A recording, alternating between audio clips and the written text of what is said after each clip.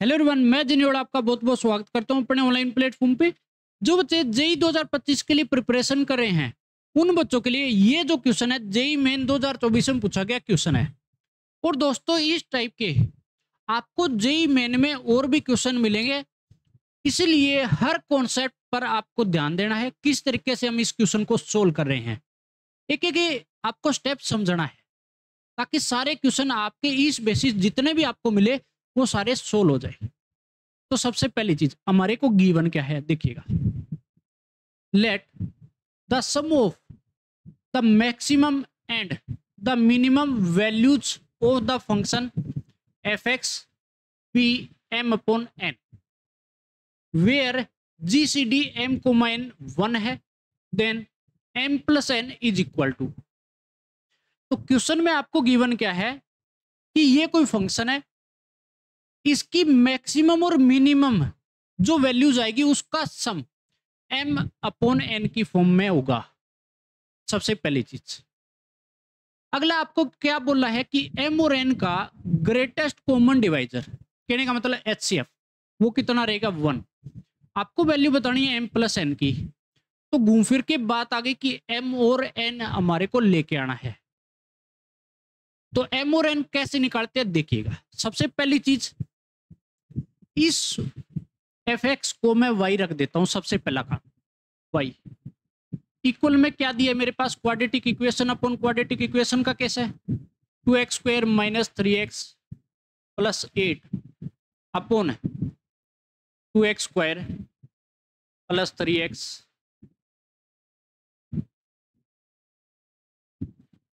Plus 8 का case. अब आपको क्या करना है, यहां पे क्रॉस मल्टीप्लाई मारोगे। सबसे पहला काम y पुट तो कर लिया fx को, और पहला काम क्रॉस मल्टीप्लाई। जो डिनोमिनेटर में बैठा है इसको इधर भेजूंगा, तो y के साथ ये पूरी क्वाड्रेटिक इक्वेशन मल्टीप्लाई होगी तो क्या मिलेगा 2yx square plus 3yx plus 8y equal में ये पूरा बच जाएगा 2x square minus 3x plus 8 बचेगा। अब आपको क्या करना है, इस पूरे को इधर ले आता हूं। तो अगर इस पूरे को इधर उठा के लेके आता हूं तो मेरे पास देखो एक्स स्क्वायर वाला कोफिशिएंट, अगर मैं एक्स स्क्वायर कॉमन लूंगा तो कोफिशिएंट क्या बनेगा, यहां पे एक्स स्क्वायर कॉमन ले लिया तो 2y plus sorry 2y minus 2 और एक्स स्क्वायर दोनों से कॉमन। 2x स्क्वायर इधर लेके आया तो 2y एक्स स्क्वायर के साथ बिठाऊंगा तो माइनस हो जाएगा, ये इधर आके माइनस 2 एक्स स्क्वायर मैंने कॉमन ले लिया प्लस माइनस 3x भी इधर लेके आऊंगा तो 3yx है, तो x इससे भी कॉमन आएगा तो आपके पास 3y प्लस 3 और x कॉमन आ जाएगा। 8 को भी इधर ले आओ तो 8y माइनस 8 इक्वल 0 है ना। अब ये क्वाड्रेटिक इक्वेशन आ गई, और क्वाड्रेटिक इक्वेशन किसकी टर्म में है, ये क्वाड्रेटिक इक्वेशन इन टर्म्स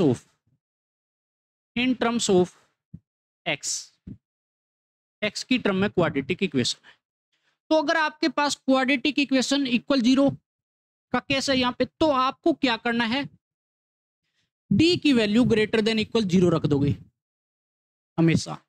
जब ये रेंज वाले मैक्सिमम मिनिमम आए तो हमेशा ये करना है डी ग्रेटर देन इक्वल 0 रखूंगा मैं। चलो भैया, अब डी क्या होता है, B square minus 4ac greater than equal 0। अब बी की वैल्यू क्या है देखो, 3y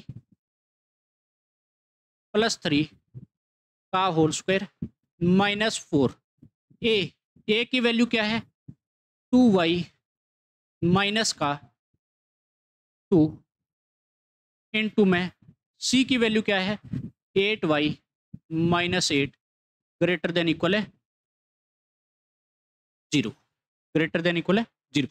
अब आपको सिर्फ सोल्व करना है, 4 अंदर जाएगा तो 8y माइनस 8, इधर 8y माइनस 8 पड़ा है तो होल स्क्वायर बना दो इसको भी। चलो भैया, तो आपके पास है 3y प्लस 3 का होल स्क्वायर माइनस 8y-8 का whole square greater than equal 0। एक बार कंफर्म कर लीजिएगा, यही है ना, 3y प्लस 3 का होल स्क्वायर, और ये अंदर जाएगा तो 8y-8 2 टाइम, तो मेरे पास कर दिया पावर 2। चलो भैया, अब मैं a माइनस बी का होल स्क्वायर ओपन करूंगा और इधर a प्लस बी का whole square, 9y square plus 9 plus 2 a भी करते हैं तो 3 3 9 दूनी 18 y माइनस लगाओगे 8y-8 का होल स्क्वायर ओपन किया तो मेरे पास 64y स्क्वायर प्लस 64 माइनस ये हो जाएगा 64 और 2 128 y, है ना। कैलकुलेशन थोड़ी कम करने की मतलब स्टेप कम हो जाएंगे जब कैलकुलेशन हमने डायरेक्ट कर दी। चलो भैया, अब एक काम करो, इसको ब्रैकेट को टावर पूरे को सोल्व कर लो, तो मेरे पास 9y स्क्वायर में से माइनस अंदर जाएगा 64y स्क्वायर जाएगा तो माइनस का 55y स्क्वायर। चलो भैया, एक तो हुआ 18y प्लस का माइनस जाएगा तो माइनस प्लस हो जाएगा 128y, तो प्लस का 146y बन जाएगा। देखो प्लस का 9 माइनस का 64 भी अंदर जाएगा ना, तो माइनस 64 प्लस 9 तो माइनस 55 और ग्रेटर देन इक्वल है 0। माइनस कॉमन लेके इधर भेज दो तो 55y square minus 146y plus 55 less than equal 0 हो जाएगा। बोथ साइड नेगेटिव से मल्टीप्लाई करा दो, चाहे बोल दो कि नेगेटिव कॉमन लेके मैंने इधर फेंक दिया, तो इनइक्वलिटी हमेशा चेंज जाएगी। चलो भैया, अब ब्रेक करो, ये मेरे पास 5 की टेबल में आएगा तो इसको 146 को ब्रेक करो, 5 की टेबल आनी चाहिए। माइनस 121y माइनस का 25y दोनों का सम होगा तो वापिस 146 हो जाएगा ना, माइनस, है ना। तो ये पॉसिबल है। अब देखो भैया, इतने से अगर कॉमन लूंगा तो मेरे पास आ जाएगा 11y कॉमन आ जाएगा, तो 5y माइनस का 11, है ना, ठीक है ना।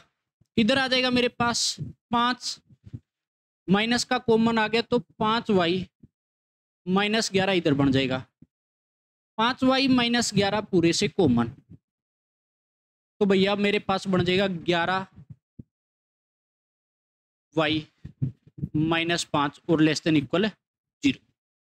अब एक चीज ध्यान देना, क्या भैया, कि यहां पे मेरे पास लेस देन इक्वल 0 का साइन है, कहने का मतलब तीर अंदर की तरफ है, तो वैल्यू हमेशा छुपेगी छोटी से छोटी और बड़ी से बड़ी के बीच। अच्छा जी, कैसे? देखो, तो आपके पास y की वैल्यू छोटी से छोटी क्या आएगी, मेरे पास आएगा 5/11, बड़ी से बड़ी यहां से निकल के आएगी 11/5, देख लीजिएगा, है ना। ऐसे सोल्व कर सकते हैं, मतलब ये माइंड में अच्छे से बैठ जाएगा आप लोगों के, अगर आप ऐसे बोलना सीख गए तो, है ना। ऐसे बोलना सीख गए तो आपको बहुत अच्छा लगेगा।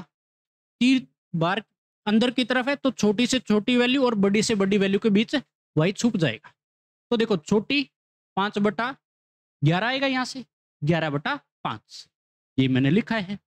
अब आपके पास यहां से रेंज तो आ गई, कहने का मतलब y की वैल्यू आ गई, और y कितना आया, 5/11 से 11/5, है ना।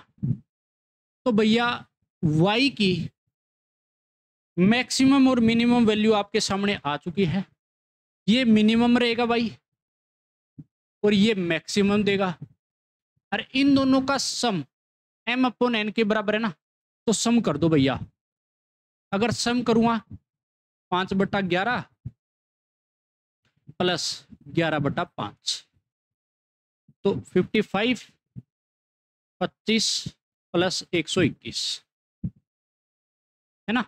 तो मेरे पास आ गया सम फाइनली 146/55, ये आ गया। अब एक चीज बताओ, इस केस में मेरे पास ये बोला है सम किसके बराबर रहेगा, m/n, है ना। तो m की वैल्यू मेरे पास कितनी आ गई 146 और n की वैल्यू कितनी आ गई 55। और इसका देखो ग्रेटेस्ट कॉमन डिवाइजर 1 ही होगा, आप निकाल के देख सकते हो। कहने का मतलब HCF 1 मिलेगा। इन दोनों का सम करूंगा तो कितना मिल जाएगा, m + n। तो भैया ये हो जाएगा 201, 201, ये आंसर हो जाएगा। तो देखो अच्छा क्वेश्चन था, बहुत अच्छा क्वेश्चन है। अब मेरे पास जो आया 201 आंसर आया, तो मेरे पास ऑप्शन कौन सा, डी, है ना। तो इस तरीके से सोल्व करना है। अब हर बार इस टाइप के जो भी आपको क्वेश्चन मिले, जहां पर भी किसी भी बुक में आप सोल्व कर सकते हो। और इंपॉर्टेंट टाइप है क्वाड्रेटिक अपॉन क्वाड्रेटिक का। फंक्शन में भी आता है, ये रेंज बेसिस होता है, पूरा रेंज निकालिए मैंने यहाँ पे y की मिनिमम मैक्सिमम वैल्यू, रेंज भी बोल सकते हो, रेंज भी पूछी जा सकती है। दूसरी आपको क्वाड्रेटिक जब आप करोगे इक्वेशन, उसके अंदर भी ये चीज मिलेगी। तो 2 चैप्टर में पढ़ने के लिए ये चीज आपको मिलती है।